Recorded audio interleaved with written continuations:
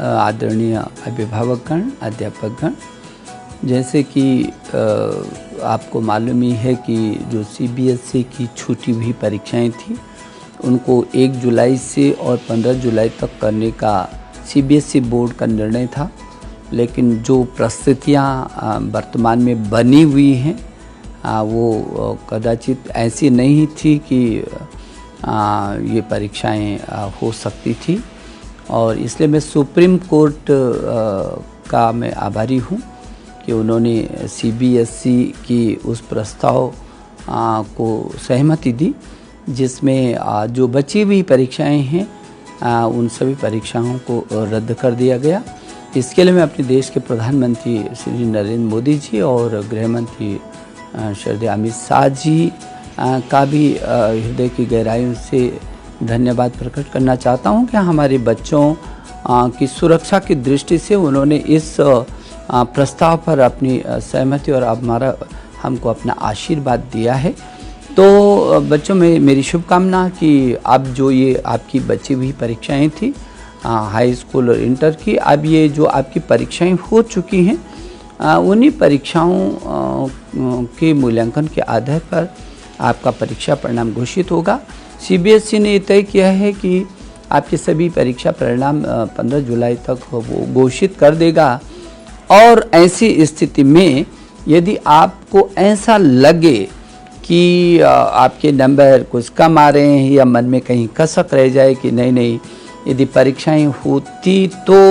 मैं बहुत ज़्यादा अच्छा कर सकता था, तो आपके लिए उसके लिए भी बहुत विकल्प खुला हुआ है। यदि आपको लगेगा 15 जुलाई जब आपका परीक्षा परिणाम घोषित हो जाएगा और आपको लगेगा कि नहीं आपको एक बार परीक्षा देनी ज़रूरी है ताकि आप और अच्छे तरीके से कर सकते हैं, तो इसके लिए आपके लिए विकल्प खुला रहेगा। आप परीक्षाएं दे सकते हैं, और आप को लगेगा कि नहीं परीक्षा की ज़रूरत नहीं है तो ये निर्णय आपके हाथ पर हमने छोड़ा हुआ है। मेरी आपको शुभकामनाएं कि आप अब बहुत मस्ती के साथ रहें और अपने भविष्य की तैयारियों को आप करें। लेकिन जो परीक्षा आगे देने का विकल्प होगा उन्हीं बच्चों को होगा जो ये छूटी हुई जो रद्द परीक्षाएं हुई हैं उन्हीं को होगा। यदि उनको लगता है कि उसके इस मूल्यांकन के आधार पर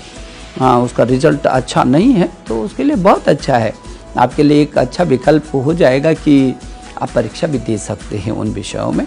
तो मेरी शुभकामना अभिभावकों को भी, क्योंकि आप भी काफ़ी तनाव में रहे होंगे इस बीच, अभिभावक हो, अध्यापकगण हो, छात्र हों, तो हम हमेशा आपके साथ हैं। हमारी पहली प्राथमिकता छात्र के जीवन की सुरक्षा है और उसके बाद शिक्षा है। मुझे भरोसा है कि ऑनलाइन, क्योंकि ऐसी परिस्थितियों में आप को हमने ऑनलाइन पर भी हम लाने की कोशिश की है और काफ़ी कोशिश कर रहे हैं कि आपको आपका पाठ्यक्रम आप ऑनलाइन, जब तक ये परिस्थितियाँ चलती हैं तब तक आप ऑनलाइन पर अपने पाठ्यक्रम को भी प्राप्त कर सकें। मेरी शुभकामना कि आप बहुत मस्ती के साथ रहें बिना किसी दबाव के, तनाव के,